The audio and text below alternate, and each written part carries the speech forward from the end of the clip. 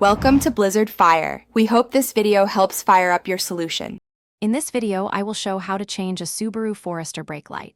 First, gather your tools, including a Phillips head screwdriver and the correct replacement bulb.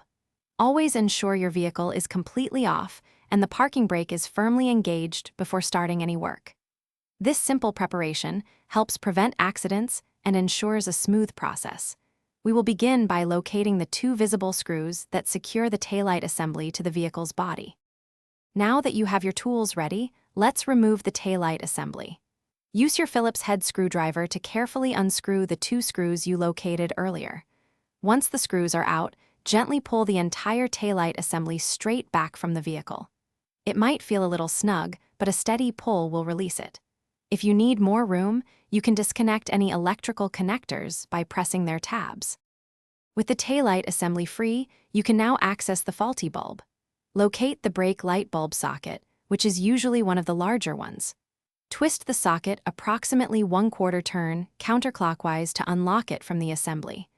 Gently pull the old bulb straight out from its socket. It might require a slight wiggle. Then, firmly insert your new replacement bulb, ensuring it seats correctly before twisting the socket back into place. Finally, let's put everything back together and test your new brake light.